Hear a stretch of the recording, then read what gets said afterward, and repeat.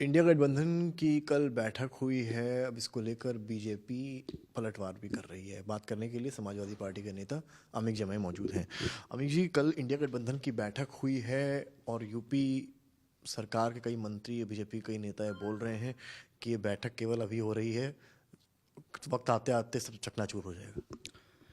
देखो, माननीय अखिलेश जी उत्तर प्रदेश में एक पूरी बहुत बड़ी शक्ति बीजेपी आरएसएस के सामने खड़े हैं।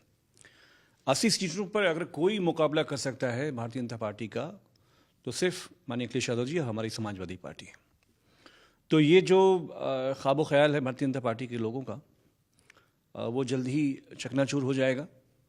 और मरहूम नेताजी की एक विरासत रही, उन्होंने हमेशा जब देश में लोकतंत्र पे, देश के सेकुलरिज्म पे जब भी कोई काला बादल जो है उसका साया पड़ा, तो हमेशा उन्होंने देश के लोगों को, जो समान विचारधारा के लोग हैं, उनको साथ में ले चलने की हमेशा वकालत करी है, जिसको लेकर इंडिया गठबंधन डेवलप हुआ है।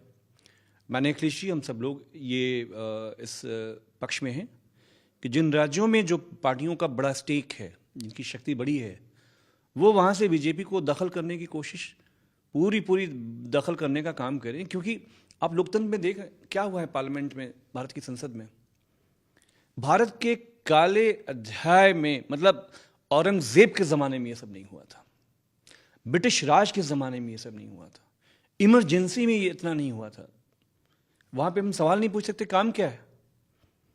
वहाँ पर एक member of parliament Bharatiya Janata party का, जो सुरक्षा से हमारे देश की खिलवाड़ करता है, वो मौज कर रहा है।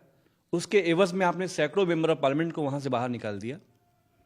क्या गृह मंत्री जी, हमारे भी तो गृह मंत्री हैं ना, हमारी भी तो चिंता है कि हमारे वज़ीर आज़म वहाँ पे हैं, वज़ीर दाखिला वहाँ पे होते हैं, मेन विपक्ष के सारे बड़े जो कौमी लीडर वहाँ होते हैं।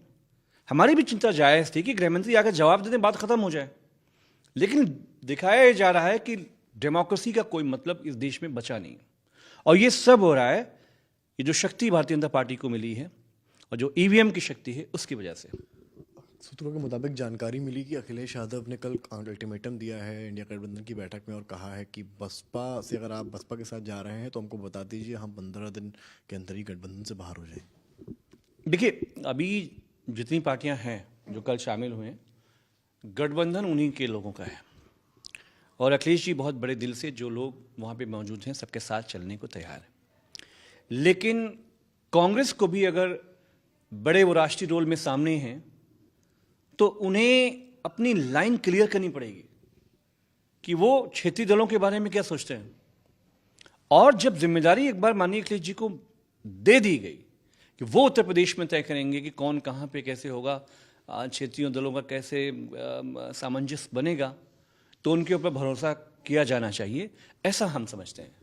ममता बनर्जी ने कहा है कांग्रेस से कि प्रियंका गांधी को बनारस से चुनाव लड़ना चाहिए, और टीएमसी ने यह भी कहा है कि जो वेस्ट बंगाल की सीट है उसको लेकर कांग्रेस को जल्दी से जल्दी चीज़ें क्लियर कर देनी चाहिए। ऑलरेडी कांग्रेस 6 महीने का समय बर्बाद कर चुकी है।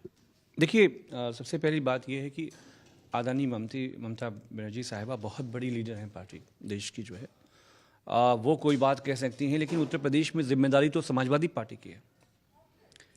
आप सोचिए कि जितनी भी सीटें हैं, अगर समाजवादी पार्टी वहाँ पे बूथ पे हमने काम ना किया होता, अगर हमने वहाँ पे पूरा हमारा संगठन एक्टिव ना हो, तो कोई भी दूसरी पार्टी को हम सहयोग नहीं कर सकते।